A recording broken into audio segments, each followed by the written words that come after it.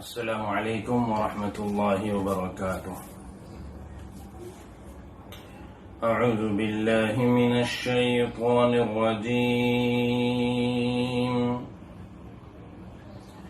بسم اللہ الرحمن الرحیم۔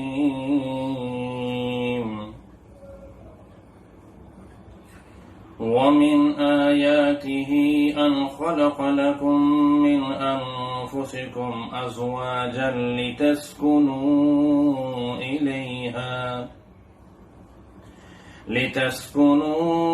إليها وجعل بينكم مودة ورحمة إن في ذلك لآيات لقوم يتفكرون۔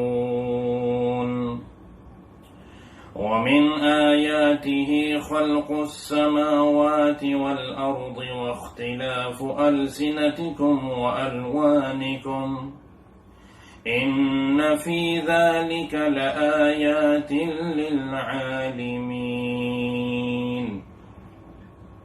صدق اللہ العظیم۔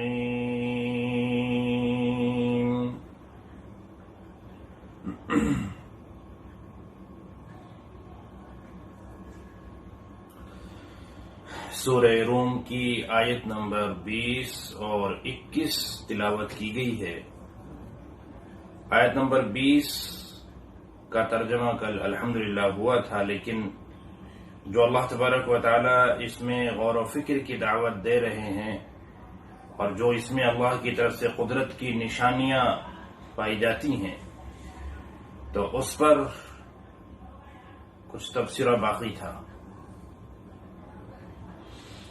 اللہ تبارک و تعالی فرماتے ہیں کہ اس کی قدرت کی نشانیوں میں سے ایک یہ ہے کہ تم ہی میں سے، یعنی انسان ہی کی جنس میں سے تمہاری بیویاں بنائیں، تمہارا جوڑا بنایا اس نے۔ اب یہ کتنی بڑی اللہ کی قدرت ہے اور کتنی عجیب و غریب یہ اللہ کی نشانی، اللہ کی قدرت کی نشانی ہے۔ انسان اگر غور کرے، ایک ہی ماں باپ، ایک ہی نطفہ، سب اسباب ایک ہیں، لیکن اللہ تبارک و تعالی نے ایک ہی طرح کے اسباب سے کسی کو مرد بنایا، کسی کو عورت بنایا، اور پھر ان کی عادات، ان کی اخلاق اور ان کا رنگ و روپ، ان کی سب چیزیں اللہ نے کس طرح علیحدہ علیحدہ بنائیں۔ یہ اللہ تبارک و تعالی کی بڑی عجیب قدرت ہے۔ پھر دوسری بات، اللہ رب العزت فرماتے ہیں کہ لِتَسْكُنُوا إِلَيْهَا، ہم نے تمہاری بیویاں جو بنائی ہیں وہ اس لیے بنائی ہیں تاکہ تمہیں سکون حاصل ہو۔ جیسے میں نے کل عرض کیا تھا کہ سب سے پہلے حضرت آدم علیہ السلام کی بائیں پسلی سے اللہ نے جس خاتون کو بنایا وہ ہماری سب کی اماں حضرت حوا رضی اللہ عنہا ہیں۔ تو حضرت آدم علیہ السلام کے پاس جنت میں کس چیز کی کمی تھی کہ آدم علیہ السلام کو سکون نہیں مل رہا تھا؟ اللہ رب العزت جانتے تھے کہ اصل جو چیز ہے جس سے مرد کو سکون حاصل ہو سکتا ہے وہ عورت ہے۔ اس لیے اللہ تبارک و تعالیٰ نے جنت میں حضرت آدم علیہ السلام پر نیند طاری کی، اور جب بیدار ہوئے تو ایک خوبصورت خاتون، یوں فرمایا کہ دنیا میں سب سے زیادہ خوبصورت اللہ تبارک و تعالیٰ نے حضرت حوا علیہ السلام کو بنایا تھا۔ آدم علیہ السلام نے جب دیکھا تو فوراً دل مائل ہوا، دل میں سکون ملا دیکھ کر، اور جب دل مائل ہوا آدم علیہ السلام نے آگے بڑھنا چاہا تو اللہ تبارک و تعالیٰ نے روک لگا دی اور فرمایا کہ نہیں آدم، یہ پہلے نکاح ہوگا، اس کے بعد ہی تم حضرت حوا علیہ السلام کو چھو سکتے ہو۔ اب یہ بات فرشتوں نے کہی یا اللہ رب العزت نے کہی، بہرحال جنت کی بات ہے۔ غرض یہ کہ نکاح ہوا اور مہر کی ادائیگی بھی ہوئی۔ اللہ نے فرمایا کہ آدم تمہیں مہر بھی ادا کرنا ہوگا۔ آدم علیہ السلام کے پاس جنت میں کسی چیز کی کمی نہیں تھی، وہ چاہتے تو کوئی بھی چیز مہر میں ادا کر سکتے تھے، لیکن جب آدم علیہ السلام نے پوچھا کہ اللہ مہر کیا ہوگا، تو اللہ نے فرمایا کہ میرا محبوب محمد مصطفیٰ صلی اللہ علیہ وسلم جو تیری ہی نسل میں سے آنے والا ہے، ان پر ایک دفعہ درود پاک پڑھ دے، بس وہ تیرا مہر ہو جائے گا۔ سبحان اللہ، قربان جائیں آپ صلی اللہ علیہ وسلم پر کہ آپ کا وہ مقام اور مرتبہ اللہ تبارک و تعالی نے بنایا کہ آپ پر درود پڑھے بغیر حضرت حوا علیہ السلام بھی حلال نہیں ہو سکی حضرت آدم علیہ السلام کے لیے۔ اصل میں آدم علیہ السلام کے سامنے آپ صلی اللہ علیہ وسلم کی عظمت کا اظہار کرنا تھا، اور اس سے ہمیں معلوم ہوا کہ آپ صلی اللہ علیہ وسلم اگرچہ سب سے اخیر میں آئے، لیکن آپ کو اللہ پاک نے نبی بنانے کا فیصلہ تو اسی وقت فرما لیا تھا جب آدم علیہ السلام ابھی بنے بھی نہیں تھے۔ غرض یہ ایک الگ بحث ہے۔ تو اللہ فرماتے ہیں کہ لِتَسْكُنُوا إِلَيْهَا، ہم نے بیویاں اس لیے بنائی ہیں تاکہ تم سکون حاصل کرو۔ معلوم یہ ہوا کہ شادی شدہ زندگی جو اصل جو کامیاب زندگی ہے وہ وہی ہے کہ جس کے اندر سکون ہو، اس لیے کہ شادی کا جو اللہ پاک نے یہاں سب سے اہم مقصد بیان کیا ہے وہ ہے حقیقی سکون۔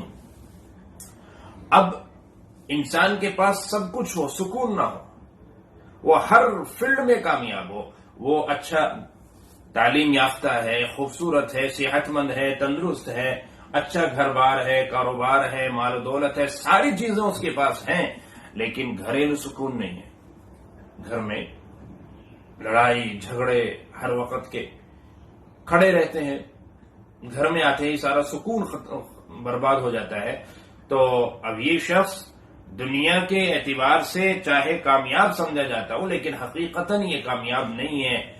کامیاب انسان وہی ہے کہ جس کی شادی شدہ زندگی پر سکون ہو۔ اللہ پاک نے جو اصل وجہ یہاں پر فرمائی ہے لِتَسْكُنُوا إِلَيْهَا، کہ تمہیں سکون حاصل ہو، اور یہ سکون میاں بیوی کے درمیان قائم نہیں ہو سکتا جب تک میاں بیوی کے تعلقات اچھے نہ ہوں، ایک دوسرے پر اعتماد نہ ہو، ایک دوسرے پر بھروسہ نہ ہو، ایک دوسرے کا احترام نہ کرتا ہو۔ آج ہر گھر کے اندر آگ لگی ہے اپنے حقوق کے مطالبوں کو لے کر۔ شوہر چاہتا ہے میرے حقوق ادا ہوں، بیوی چاہتی ہے میرے حقوق ادا ہوں، لیکن یہ جذبہ نہیں پیدا ہوتا کہ میں دوسرے کے حقوق ادا کروں۔ اصل ہمیں اپنے اندر اس جذبے کو پیدا کرنے کی ضرورت ہے کہ ہم میں سے ہر ایک حقوق اپنے منوائے نہیں، اپنے حقوق نہ طلب کریں بلکہ حقوق ادا کرنے کی فکر کریں۔ اصل یہ چیز ہے۔ اب آپ صلی اللہ علیہ وسلم نے ہمیں شریعت کی روشنی میں زندگی گزارنے کا پورا طریقہ سکھایا، ہر چیز کے اصول، ہر چیز کے ضابطے، ہر چیز کے قانون بیان کیے گئے۔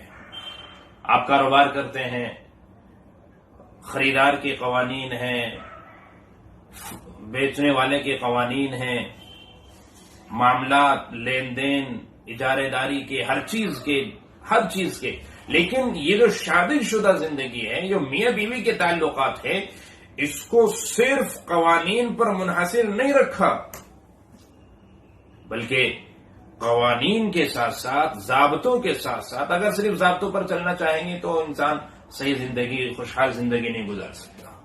اگر صرف قانون کی بات انسان کرے، شوہر کہے کہ دیکھو شریعت کے اندر یہ ضابطہ ہے، یہ قانون ہے، اور شوہر کے بارے میں یہ بیان کیا گیا، بیوی کہے گی کہ یہ بیان کیا گیا، کہ صرف ضابطوں پر نہیں، سب سے پہلے تو اللہ کا خوف اپنے اندر پیدا کریں۔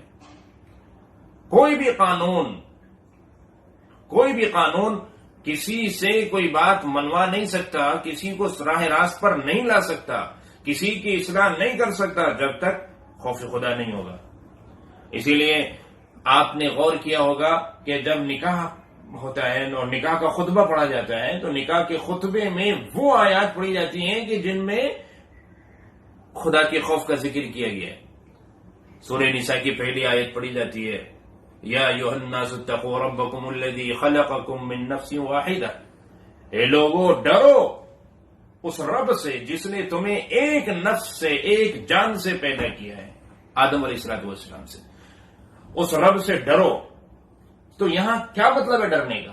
ڈرنے کا یہی مطلب ہے کہ اب جو تمہارے تعلقات آپس میں ایک دوسرے سے جڑ رہے ہیں، اپنے ان تعلقات کو نبھانے میں اور ان کو پورا کرنے میں، ہر ایک کے حقوق ادا کرنے میں تمہیں اللہ کا خوف اور اللہ کا ڈر اپنے دل کے اندر رکھنا ہے کہ اگر حق تلفی کریں گے تو اللہ تبارک و تعالیٰ کے یہاں جواب دہی ہوگی، اللہ پاک اس کے بارے میں سوال کریں گے. تو یہ ڈر، یہ خوف ہر انسان کے اندر ہونا چاہیے. یہ ڈر ہی ایک ایسی چیز ہے جو انسان کو صحیح راستے پر لا سکتا ہے اور اس کو حقوق ادا کرنے پر آمادہ کر سکتا ہے. شادی شدہ زندگی گزارنے کے لیے اللہ تبارک و تعالیٰ کا خوف، اللہ کا ڈر.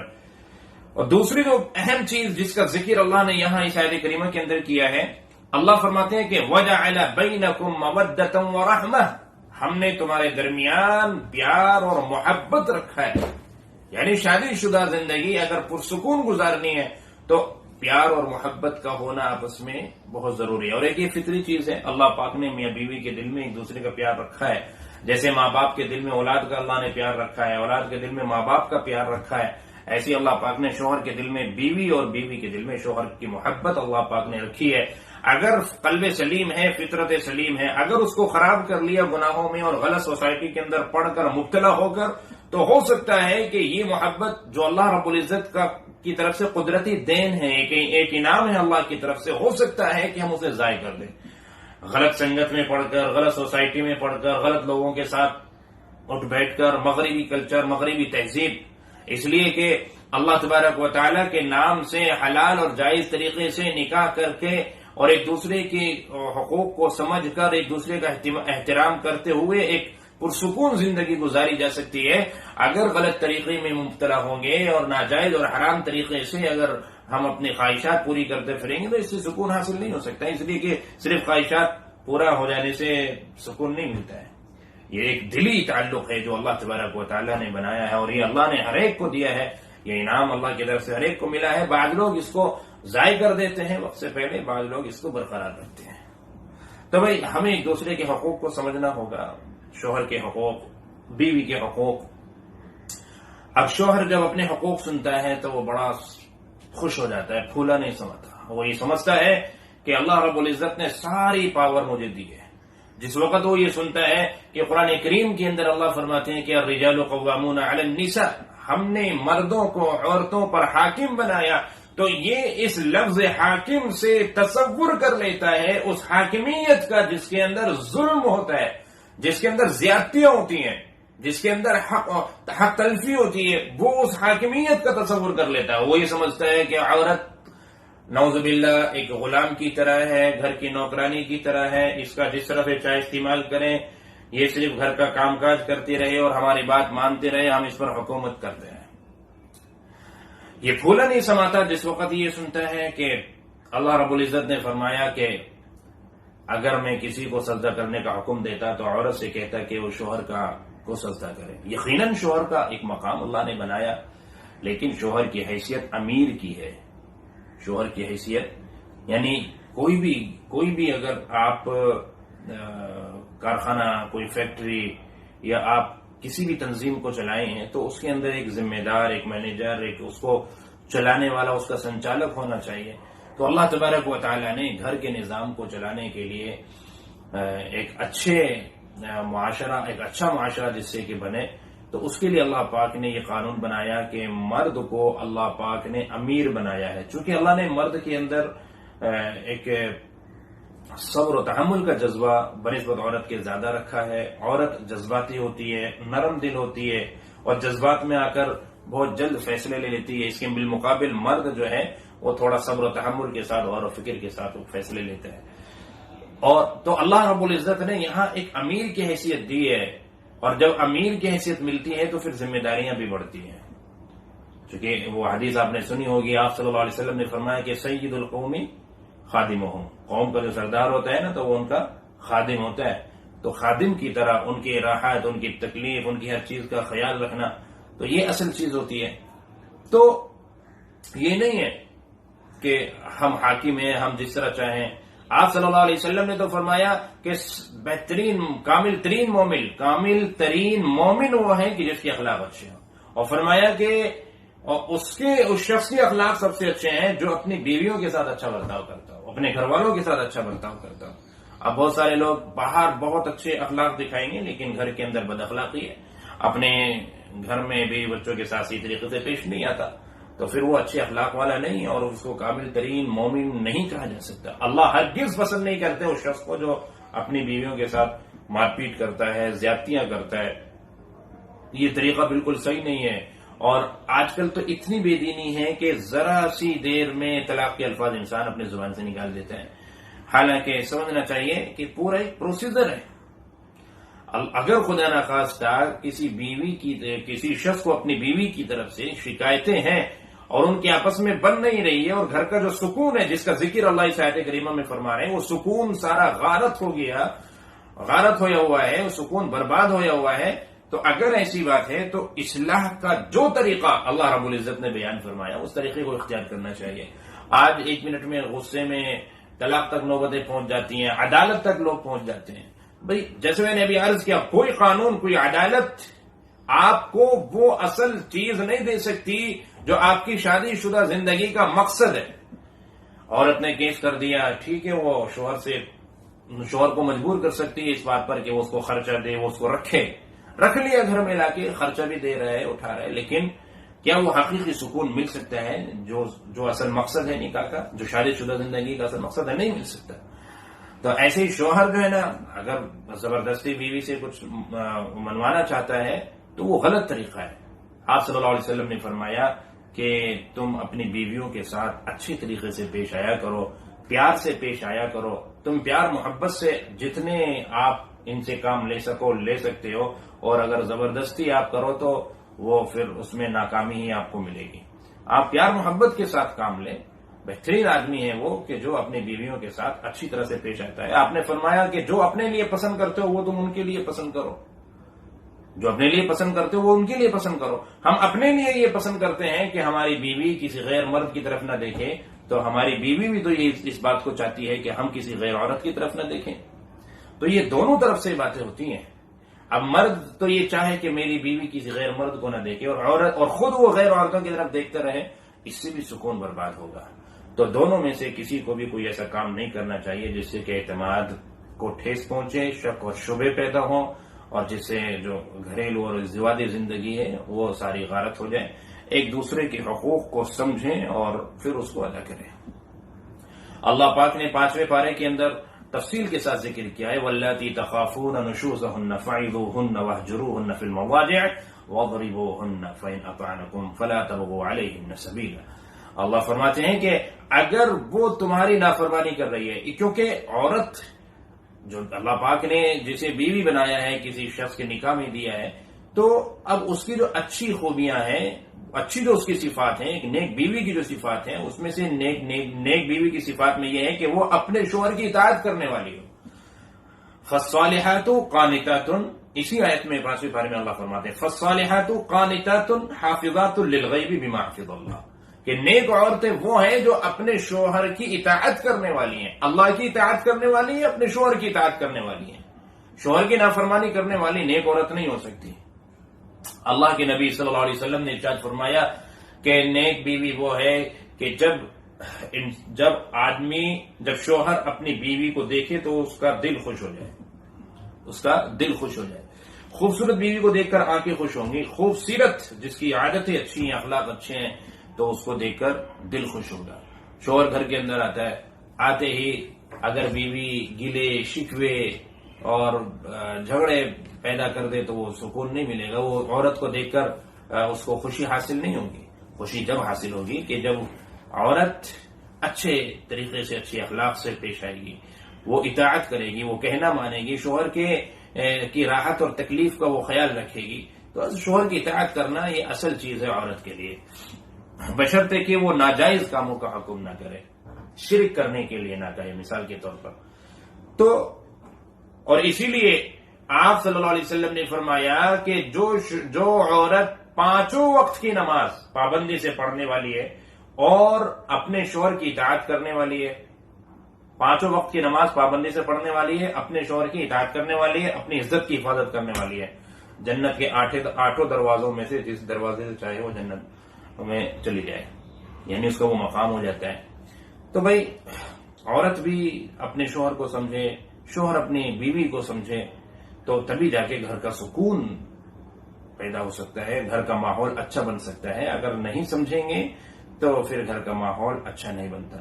ان فی ذلک لآیات لقوم یتفکرون، بلا شبہ اس میں نشانیاں ہیں، قدرت کی نشانیاں ہیں ان لوگوں کے لیے جو غور و فکر کرنے والے ہیں۔ یعنی ایک نشانی نہیں، بہت ساری آپ کو قدرت کی نشانیاں ملیں گی اس ازدواجی زندگی میں۔ شادی شدہ جوڑے میں اللہ پاک نے بیویاں بنائی ہیں، ان سے سکون کس طرح سے حاصل ہو، کیا کیا اللہ تبارک و تعالیٰ کی عجیب و غریب اس کے اندر صنعت اور کاریگری ہے، اس میں غور کرنے کی ضرورت ہے۔ اسی طرح اللہ کی قدرت کی نشانیوں میں سے کیا ہے؟ خلق السماوات والارض، آسمانوں کی تخلیق، زمین کی تخلیق، کس طرح عجیب و غریب انداز سے اللہ تبارک و تعالیٰ نے آسمان بنائے، زمین بنائی، آسمان کو چھت بنایا، زمین کو فرش بنایا، زمین کو قابل استعمال بنایا۔ اللہ چاہتے تو زمین اتنی نرم بنا دیتے دلدل کی جگہ کہ دلدل کی طرح کہ ہم اس میں چل ہی نہیں سکتے تھے، اپنے مکانات نہیں بنا سکتے تھے، بلڈنگیں کھڑی نہیں کر سکتے تھے، ہم ریلوے لائن نہیں بچھا سکتے تھے، گاڑیاں نہیں دوڑا سکتے تھے، زمین قابل استعمال ہوتی ہی نہیں۔ اور اگر اللہ چاہتے تو زمین اتنی سخت بنا دیتے لوہے تانبے کی طرح کہ اس کو کھودنا مشکل ہو جاتا۔ یہ دیکھو اللہ تبارک و تعالیٰ کی عجیب و غریب قدرت کہ اس رب نے زمین کو ایسا بنایا کہ ہم اس پر آباد بھی ہو سکیں اور اس کو جس طرح چاہیں استعمال کر سکیں، اس کی کھدائی کر کے اپنی بلڈنگیں کھڑی کر سکیں، تعمیرات کر سکیں، بڑی اونچی اونچی تعمیرات آج کل کر رہے ہیں لوگ، اور جہاں چاہیں کنواں کھود کر پانی نکال سکیں۔ تو زمین کو اللہ پاک نے قابل استعمال بنایا، جیسے چاہتے ہیں ہم اس کا استعمال کر لیتے ہیں۔ آسمان بنایا اللہ پاک نے، رات کی تاریکی میں ستاروں سے سجایا، اور یہ اللہ تبارک و تعالیٰ کی بڑی عجیب قدرت ہے اس کے اندر۔ بس یہ ہے کہ سمجھنے کی ضرورت ہے۔ اسی طرح واختلاف السنتکم والوانکم، اللہ فرماتے ہیں کہ دیکھو تمہاری زبانیں، تمہاری بھاشائیں، تمہاری بولیاں اور تمہارا رنگ و روپ، اس میں تمہیں اللہ کی قدرت نہیں نظر آ رہی؟ ایک ماں باپ سے پیدا ہوئے، ناک نقشہ سب کا علیحدہ علیحدہ ہے، لب و لہجہ سب کا علیحدہ علیحدہ ہے۔ دنیا میں کوئی دو انسان ایسے نہیں کہ جن کا لب و لہجہ، تلفظ اور بول چال، سب چیز، انداز سب بالکل یکساں ہوں، بلکہ اللہ پاک نے سب کا علیحدہ علیحدہ بنایا۔ بھائی بہن ایک ماں باپ سے پیدا ہوئے، ان کا اللہ پاک نے علیحدہ علیحدہ بنایا۔ تو آدم علیہ السلام سے اللہ پاک نے اتنے انسانوں کو اس سرزمین پر آباد کیا، اور پھر ان سب کی زبانیں اور بھاشائیں بالکل الگ الگ بنا دی اللہ پاک نے۔ یہ اللہ کی قدرت ہے۔ لکھنے کا طریقہ، تلفظ کا طریقہ، لب و لہجہ، انداز، سب چیزیں الگ، اور ایک ہی زبان بولنے والے بھی، اس میں بھی اللہ پاک نے مختلف طریقے بنا دیے۔ کوئی اردو بولتے ہیں، اب اردو میں بھی اردو بولنے کے بہت سارے طریقے ہیں لوگوں کے، اس علاقے کے اندر الگ طریقے سے بولی جاتی ہے، دوسرے علاقے کے اندر الگ طریقے سے بولی جاتی ہے۔ تو یہ اللہ تبارک و تعالیٰ کی کتنی بڑی قدرت ہے۔ اللہ کا خزانہ اس سے پتہ چلتا ہے کہ بے شمار اللہ تبارک و تعالیٰ کا علم کتنا کامل اور مکمل، اللہ پاک کیسے اپنے آپ میں باکمال ہے کہ کسی طرح کا نقص اور کوئی کمی نہیں ہے، اور اللہ کے خزانے میں کوئی کمی آج تک نہیں آئی۔ کتنے انسان اس دنیا کے اندر آئے، اللہ نے سب کی شکل و صورت، رنگ و روپ، ناک نقشہ، اللہ پاک نے انگلیوں کے نشانات اور آنکھوں کی جو اندر کے جو لینس ہیں، یہ ساری چیزیں اللہ پاک نے ہر انسان کی علیحدہ علیحدہ بنائی ہیں۔ تو یہ ان فی ذلک لآیات للعالمین، بلا شبہ اس میں نشانیاں ہیں ان لوگوں کے لیے جو سمجھنے والے ہیں، جو اللہ کی قدرت کو سمجھنے والے ہیں، اس میں غور و فکر کرنے والے ہیں۔ اس میں بھی بے شمار اللہ کی قدرت کی نشانیاں ہیں۔ یقیناً یہ ساری چیزیں اگر ان میں غور و فکر کرتے ہیں تو دل کہتا ہے کہ بے شک اللہ تبارک و تعالی ان اللہ علی کل شیء قدیر، ہر چیز پر قادر ہے، اور وہ قادر مطلق ہی ذات اس قابل ہے کہ جس کی عبادت کی جائے، جس کے سامنے سر بسجود ہوں ہم، اور اسی کی اطاعت کریں اور اس کی فرما برداری کریں۔ تو بھائی ہمیں ان چیزوں میں غور و فکر کرنے کی بڑی سخت ضرورت ہے۔ ہم تنہائی میں بیٹھ کر سوچا کریں کہ ہماری شادی شدہ زندگی، ہماری زبان، ہمارا لب و لہجہ، ہمارا رنگ و روپ، یہ زمین اور یہ آسمان، اور خود ہماری تخلیق، اللہ پاک نے ہمیں مٹی سے کس طرح کن کن مرحلوں سے گزار کر کیسے اللہ پاک نے بنایا، اور یقیناً پھر دوبارہ مرنے کے بعد وہ ہمیں زندہ کرنے پر، اٹھانے پر قادر ہے، اس کے لیے کوئی مشکل نہیں ہے۔ تو اس میں انشاءاللہ ہم غور و فکر کریں گے تو ایمان تازہ بھی ہوگا، اور ایمان میں ہمارے اضافہ بھی ہوگا، اور مضبوطی قائم ہوگی، ثابت قدمی نصیب ہوگی۔ اللہ تبارک و تعالی ہمیں غور و فکر کرنے کی توفیق عطا فرمائے۔ السلام علیکم ورحمۃ اللہ۔